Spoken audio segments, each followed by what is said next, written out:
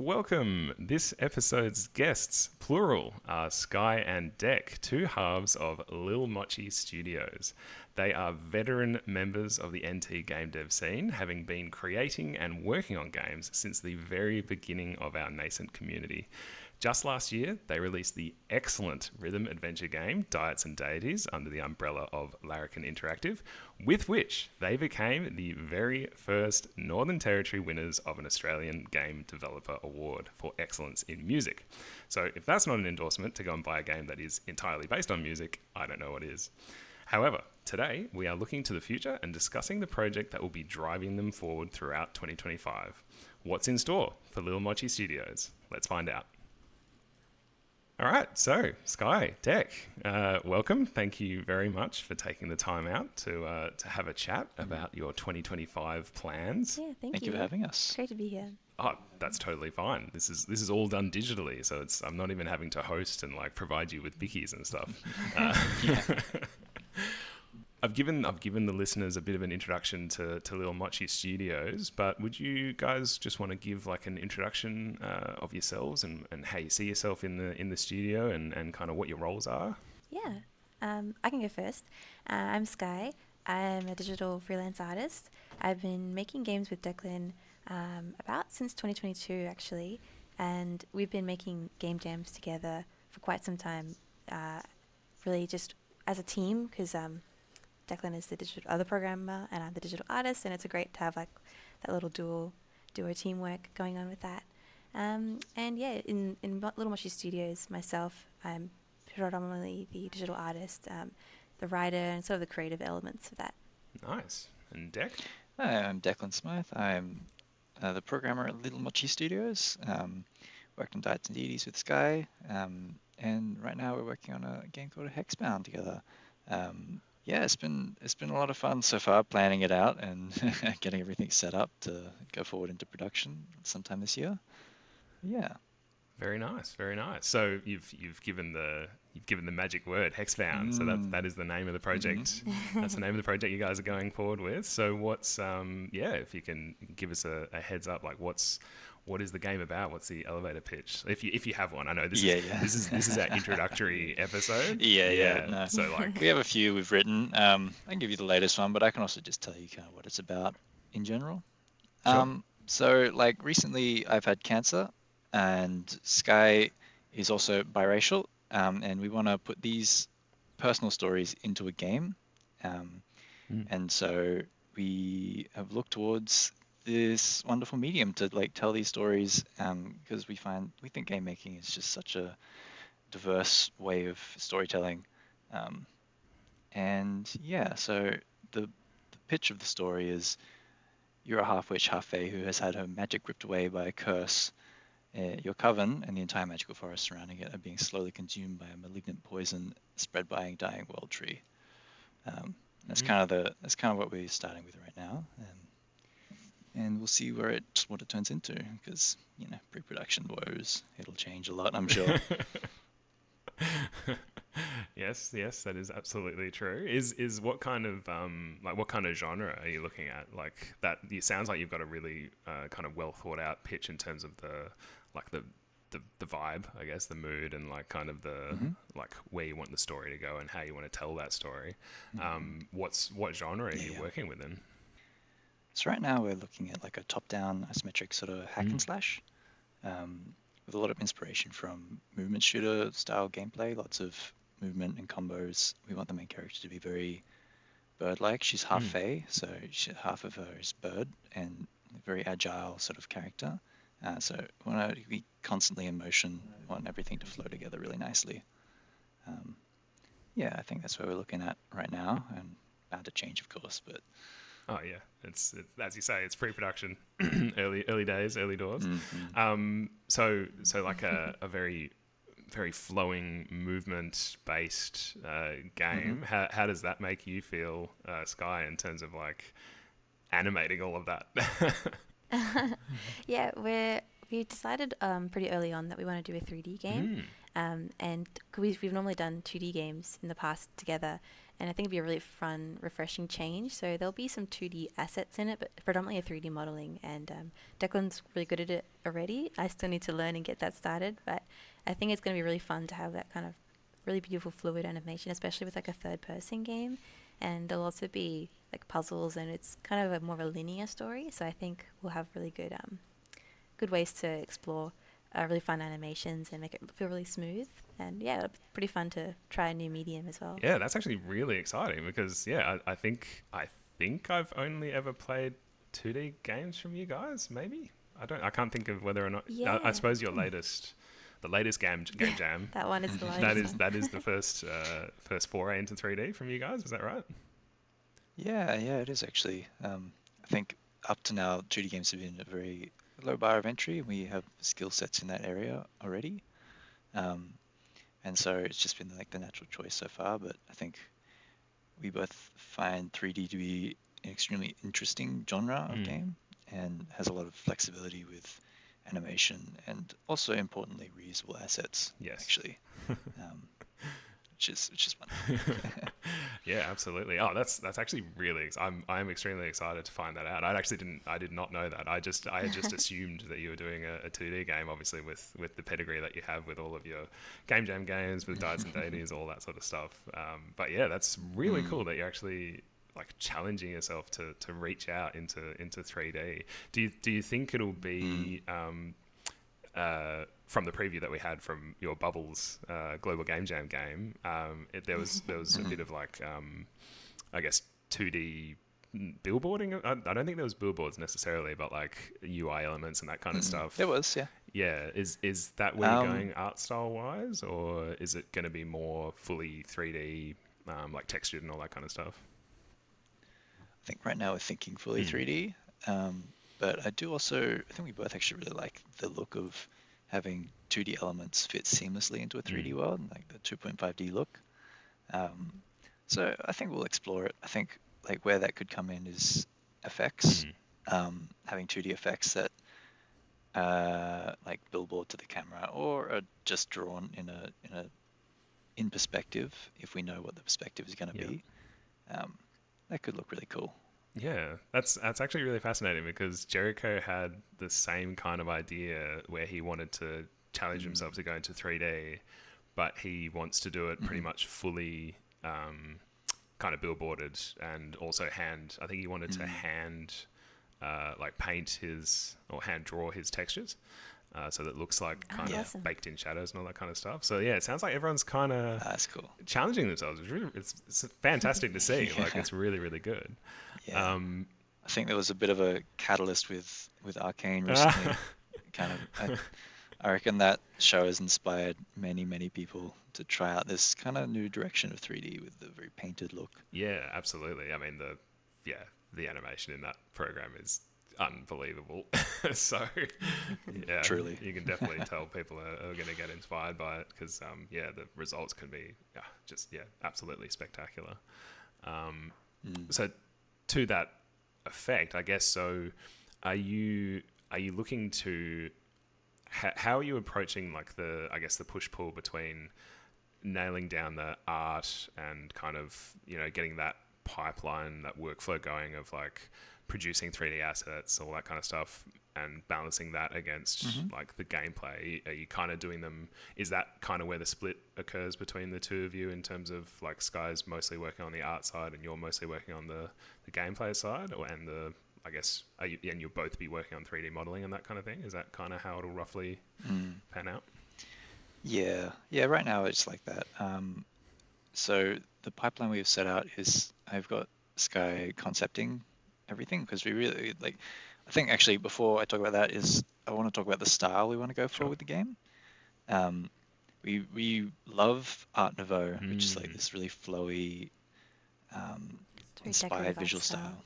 It's very decorative. It's a gorgeous art style, and we want to incorporate that somehow into the 3D models and definitely into the UI. So I have Skye concepting a whole bunch of stuff in 2D, which we are vetting and we're going through, and we'll then make a test in 3D see how that translates from 2D to 3D. Um, and then that'll go into the game, and then we'll apply effects and stuff on top of that, which is separate from the 3D part because the effects predominantly need to be in engine, just because of how 3D works.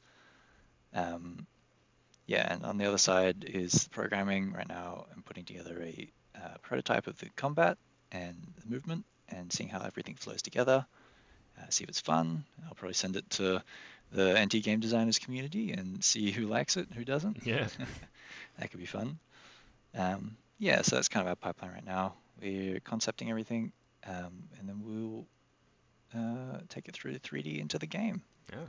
Yeah, I'd actually also like to add, I think we have a kind of a unique process between the two of us, I think, because we work so well together that the art, it's not just me producing art and then it's moving on from that. Declan also has a very wonderful artistic eye, and we really work back and forth between each other of, is this artwork working? How can we improve it? And the same kind of goes with combat or story.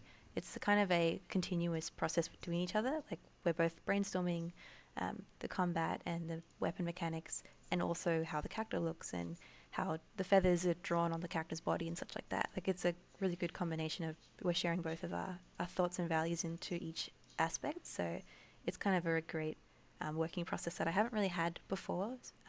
We've really honed that, I think, through our game jams and with work with Dites and Deities, and now it's kind of a consolidation of that. Like, oh, this is our process, and it's really fun to draw something, and then Declan will draw on top of it with his suggestions, and we'll just keep going on that process. So that's kind of the pipeline we've been doing at the moment. Yeah, it sounds like it really works to kind of, it's that thing of like not accepting the first iteration of something. Like you're constantly pushing and like, Yes. you know, challenging each other, but in a really good, like respectful way to like actually take it to the kind of the final form of where it will sit. That's so cool. That's really great. Like Yeah, I think that's the benefit of indie, I think. Like being able to work either as a solo and you're in space and time, but then if you're working with a small team, you can really like be earnest about like the criticism and feedback and like work on it together instead of just pumping out an artwork for a company and then just moving on to the next task. It has a really nice feeling to it. Yeah, that's right. I was going to make a joke about you guys calling yourselves Lil Mochi Studios if you're doing Art Nouveau. Little art joke there. Yeah, Art that's joke. great. I love that. I'll write that down. That's so good. Yeah, well, that's actually really interesting that you guys are talking about Art Nouveau because I can't think off the top of my head. Maybe Transistor, I guess, by oh God, I've forgotten their names now. Supergiant, thank you. That kind of had a hint of Art Nouveau to it from memory. It's been a long time since I played that game, but yeah, I can't think of any recent games off the top of my head that really embraced that look. Have you guys done much? Like, is there any? There isn't really quite like a very well known like game that really showcases Art Nouveau. I'd say there's a few I've seen that have like more on the UI and some like 2D artworks. I think the main like inspiration and the main like use of an Art Nouveau is actually Arcane. Like it's once you notice it, it's really prevalent in the entire show. Like the way the chairs are designed or certain frames, there's this really beautiful Art Nouveau quality to it. That's probably the main reference. I think a lot of people might not pick up on that look until they've understand and know the term and everything. But there's not really that many games that have used this before, which is quite exciting and a little intimidating as well. Yeah. Actually, to note in Arcane, specifically only the backgrounds Art Nouveau. It very rarely bleeds into the character designs themselves. Yeah, nice. Yeah, as you say, it's you can be a little nervous about it because you might be the first people that are kind of really pushing that, but it also provides you with that is a selling point. That's a difference. That's an advantage that you can kind of, that can be part of your elevator pitch. Definitely. To publishers or whoever in the future. So actually, I don't think I've ever seen a 3D Art Nouveau anything, actually. Like, even in Arcane, all the backgrounds, they're painted 2D and projected onto things. They're not 3D. Yeah, I've never seen a 3D Be a lot game of that's hard to shaders and lots say. of post-processing to Yeah. make it good. Yeah. It's going to take a lot of Yeah. concepting, I reckon. Yeah. Get stuck into those into the shader pages. That's for sure. All right, let's talk about how you're going to go about in terms of like let's get some commitments basically. Like Mhm. this is kind of this series is about checking in with you guys every quarter, so every 3 months. We're going to be checking Mhm. in with each of the people that I've interviewed so far. So Dan, Jericho, and yourselves. Um, Mhm. where do you kind of want to be? Like next time I'm talking to you in 3 months, what are you kind of looking to have in front of you? What's the hope? This is your magical Christmas Ooh. land, like reasonable, Yeah. but like what do you Let me reasonably open think that you'll be my able to get project away with? management mirror. In 3 months, that's halfway through our planned development for the. Yeah, I think we'll hopefully at least have a working prototype in three Mm. months. But hold me to that. Um, yeah, I have the next 6 months planned out, or 5 months now. It's the end of January, and um, that's that's our pre-production phase, I would say. It might continue on longer than that. I guess we'll see where we're at in 6 months. So sorry, did I hear that you said that you are expecting to get this basically done in 6 months? Is that the? Yeah, so right now Whoa. our timeline is in the end of June is the end of pre-production, Oh, and we'll okay, see okay. if we need to go longer than that. We'll figure it out if we do, but for now I'm scoping everything to then. So over the next 3 months, um, end of March, end of April, we probably want to have a good idea of what the combat will be, Mm. what the enemies will be, concepts of what will be in the world itself, definitely the main character, and also ideating what the core characters and story should be at that point. Mm-hmm. Um, the point of pre-production, to me at least, is to establish all of the pipelines and systems we're going to need to produce the game during production, which Mm-hmm. means we don't want to actually make every asset for everything now. We just want to make one of each, and figure out how we do that, how we make a 3D model, how we animate it, how we make a cutscene, how we plan everything. Um, and so that's the overall goal for the 6 months. And in 3 months, though, I think we'll have something you can run around in and fight stuff. You know. Yeah, that makes sense. And it sounds like your guys' experience working with, and actually releasing a game and seeing it sounds like there's a few lessons learned there coming through Oh in yeah, terms of 100%. yeah. So Yeah. yeah, I think the biggest takeaway of Diets and Deities was we didn't really have a pre-production on that game. mm, We kind of launched straight into it, not really knowing any better, and that did come to bite us in the ass a few times. Um, we that the genre of that game changed like 3 times during development.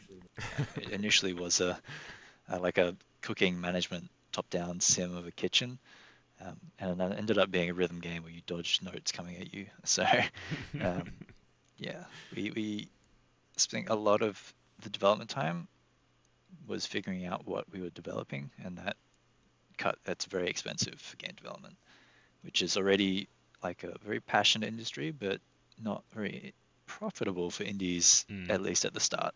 So when you can save money, you should save money. yeah, absolutely. And I guess speaking of workflows and I guess tooling and all that kind of stuff, what are you making this Mhm. in? So yeah, we're going with Godot for this one. Um, I've been testing it out for the last 2 months or so, and I think it's a really wonderfully designed software. I think with the latest 4.0 release of Godot, it's gotten to a point where it can easily rival like the likes of Unity and Unreal Engine in just being able to make a game that's good.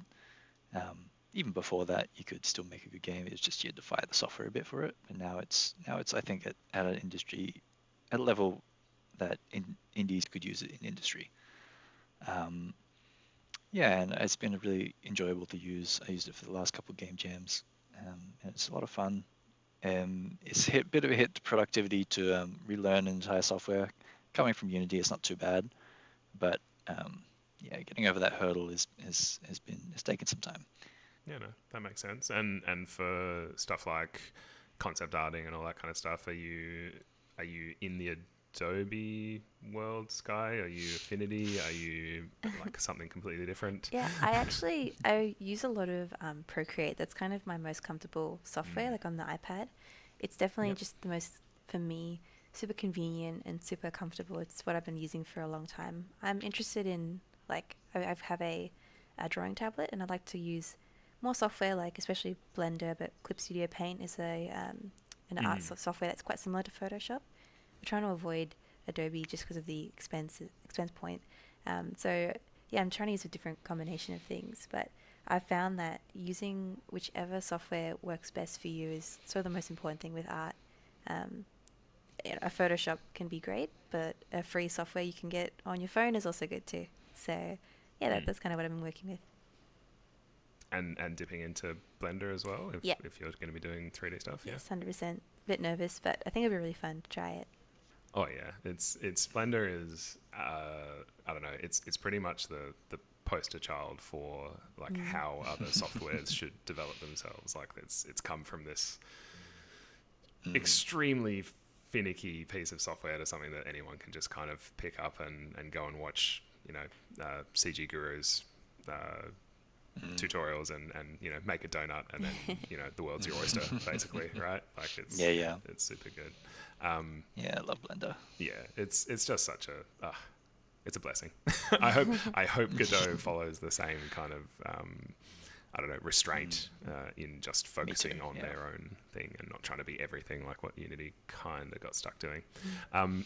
Is there Yeah, any definitely. is there any like specific? I've been asking everyone this, and I know it is like early days, but are there any like Hmm. specific things like say plugins that are in Procreate or tools or like add-ons that you've found in Godot that are helpful, or even stuff in Blender? Like, is there any Hmm. specific invaluable tooling that you've found already that might be helpful for our listeners? I'll let you go first, Sky. I do have some stuff for Blender and Cool. Godot. Yeah, I think for me, like with my art, I have found, there are so many different great free brushes you can find online. I can't think of the name off the top of my head, but it's really easy to look up like Procreate free brush, and finding one that works for you is really great. But also, a lot of the time, you don't need to find the perfect brush, as they say. And a lot of art tips, you have to just use whatever works for you. If the standard airbrush tool works, it's great. Actually, I have been finding hard airbrush has been like my friend, and that's just the most standard, basic thing. And I have so many downloaded brushes that I've tried to use, and they just don't work for me. That's perfectly fine. So using what's comfortable will make the best art. I think actually in terms of productivity, we've been really loving Miro. We really learnt that through Diets and Mm. Deities, but gosh, there are different productivity things you can use for game development, like a Jira for task tracking. But Miro has been the perfect combination of like a visual space to just collate all my references and images as an artist. But then we can also have really great brainstorming sessions in Miro. It's found to be our top thing we use all the time. Um, as for Blender, I don't really have many for Godot right now. I'm Mm. still looking into that, but for Blender, I have quite a few add-ons and whatnot. Um, for sculpting, actually, just base Blender is pretty good for sculpting. Yeah. For modeling, for retopology and modeling afterwards, um, Quad Remesher is amazing. It's a very, very helpful tool. Um, it's not wonderful for getting great topology, which is kind of needed for animation, but it's very, very, very helpful for like if you're producing environmental assets Mm. and/or character rigs that don't need super detailed animations. It's really great at decimating the geometry in a controlled way that doesn't result in awful, awful loss of detail. Yeah. Um, yeah, on top of that, Blender's texture painting tools aren't very good, so I've been trying to find a solution that isn't Substance Painter. Um, and as of right now, I'm using UCU Paint, which is a free Blender add-on, and it seems to be doing all right.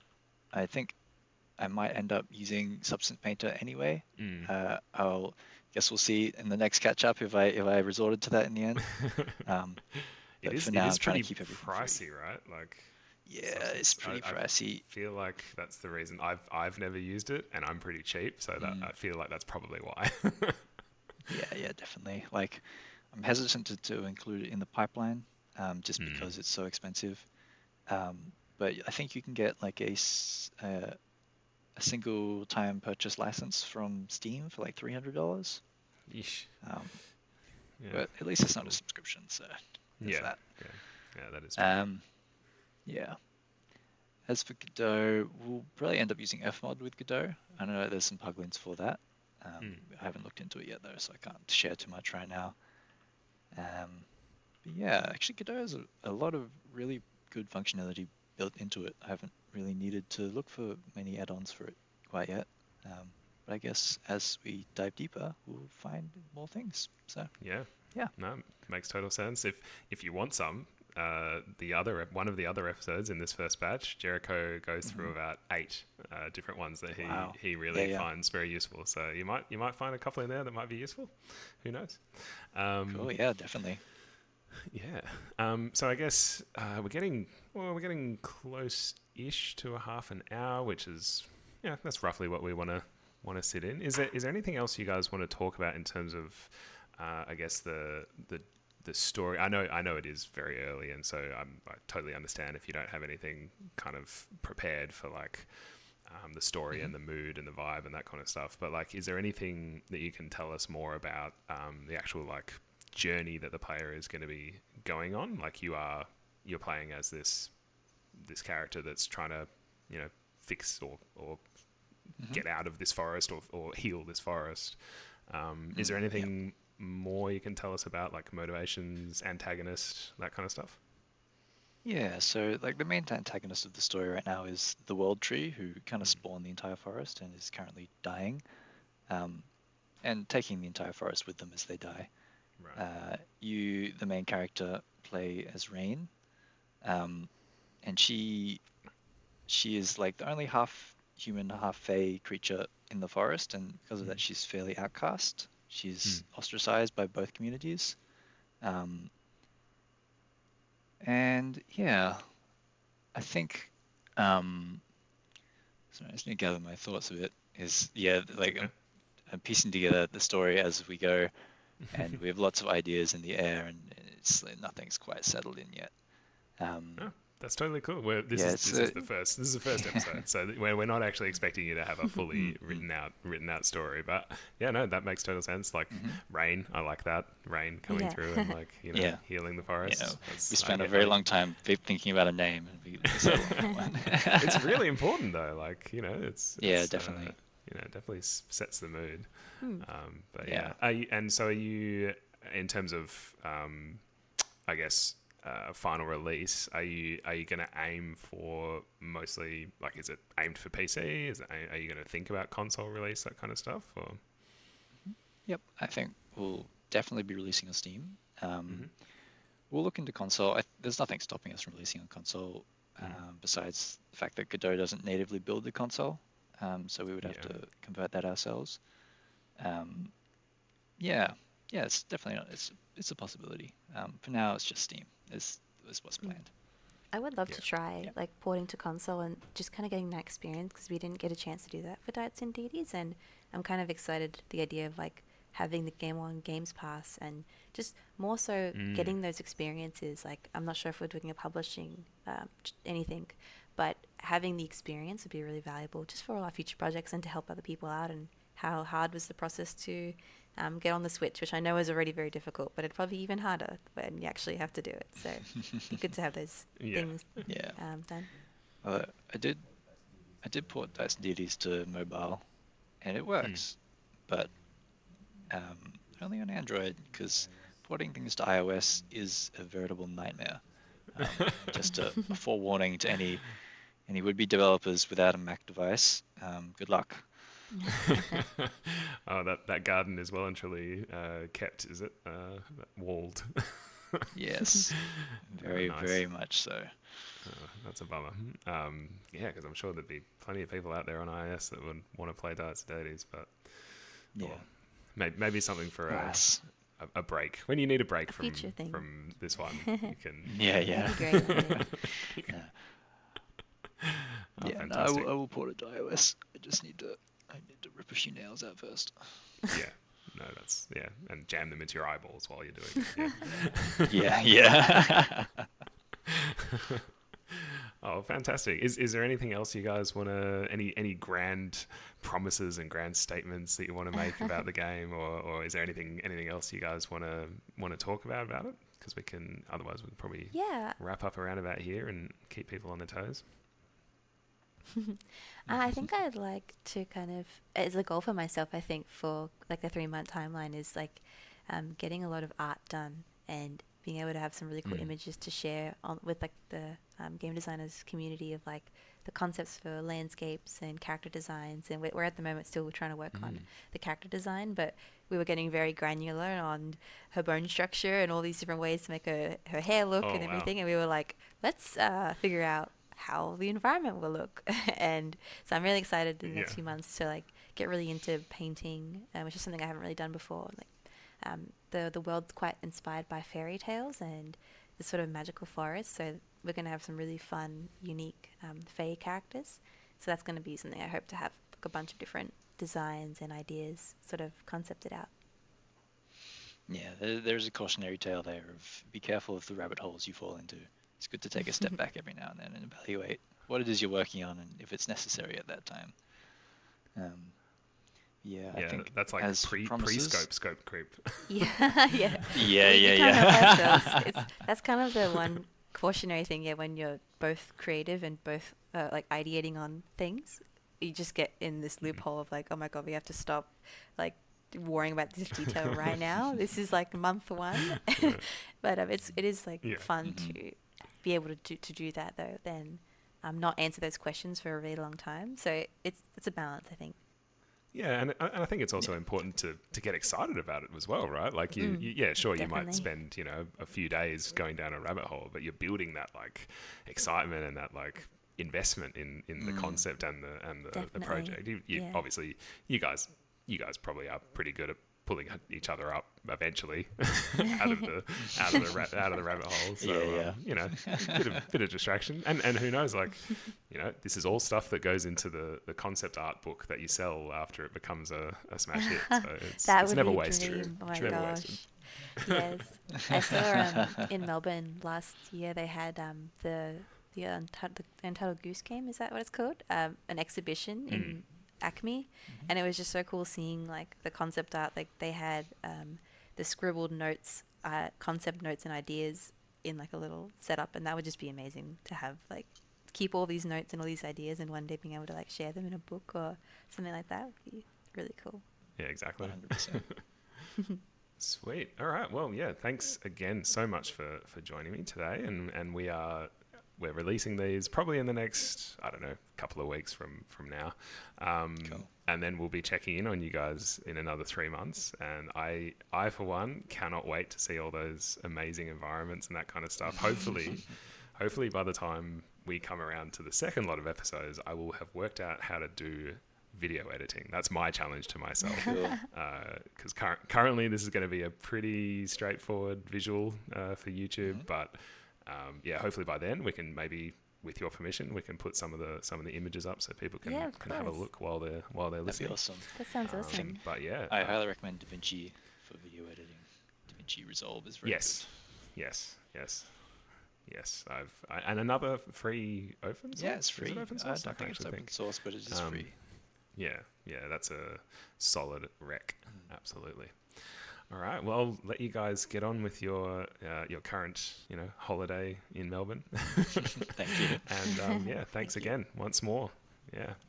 Thanks for having us. It's really awesome to be able to share our story like that and our progress and hold us accountable as well. Yes, absolutely. Awesome. Thanks, guys. Thank you. Have a lovely day.